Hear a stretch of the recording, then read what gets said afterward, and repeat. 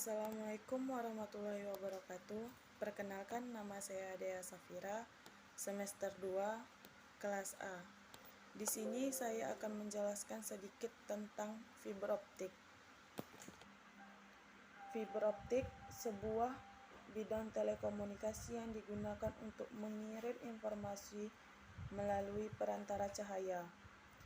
Cahaya berguna sebagai mentransmisikan melalui inti dari fiber optik. Core fiber optik yaitu inti dari komunikasi fiber optik yang terbuat dari kaca. Core ini memiliki beberapa pelindung yang bertujuan agar kaca tidak mudah pecah, yaitu ada tube atau ribbon, kabel, subdutch, dan dutch.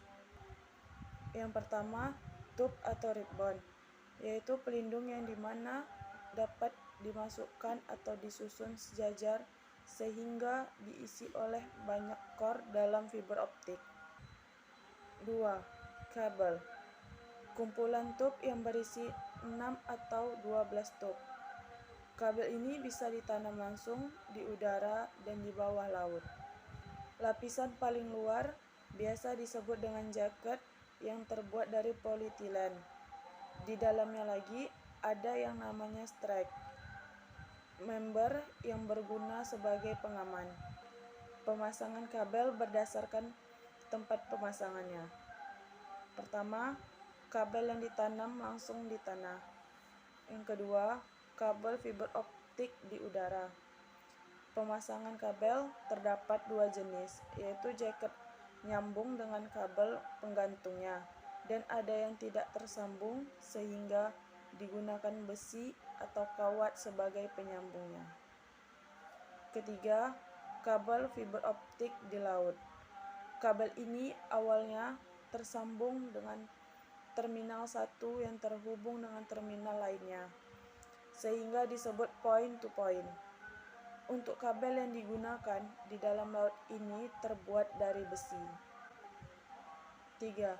Subdutch, yaitu di mana kabel akan dimasukkan yang setiap subdutch-nya hanya terdiri dari satu kabel dengan diameter maksimal 40 mm dengan panjang maksimal 500 meter. 4. Dutch, yaitu kumpulan dari beberapa subdutch yang biasanya satu dutch terdiri dari 3-4 subdutch dengan diameter sebesar 4 inci atau sekitar 10-12 cm. 5. Plant, yaitu salah satu teknik untuk meletakkan fiber optik. Cara meletakkan fiber optik di dalam tanah, di udara, dan di dalam laut. 1. Di dalam tanah.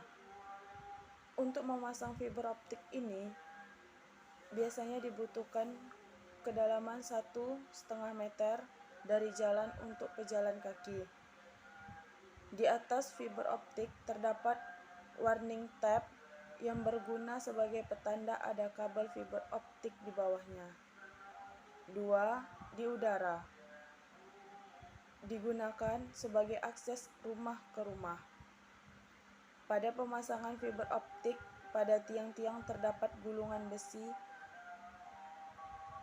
Pada pemasangan fiber optik pada tiang-tiang terdapat gulungan kabel cadangan jika semisalnya kabel yang sedang dipasang mengalami kerusakan.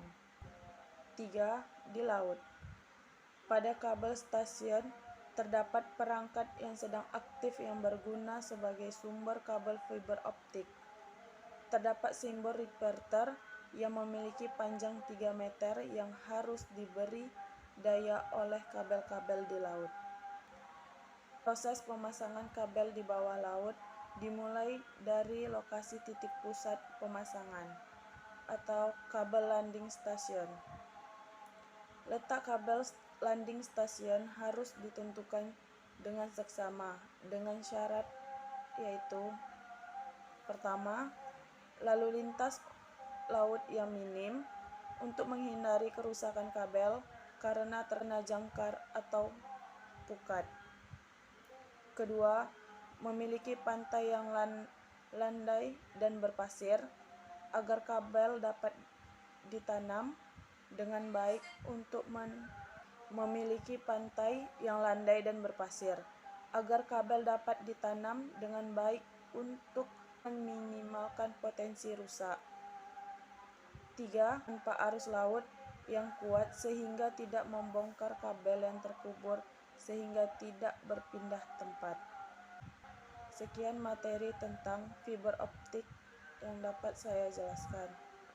Bila ada kesalahan, mohon dimaafkan. Wassalamualaikum warahmatullahi wabarakatuh.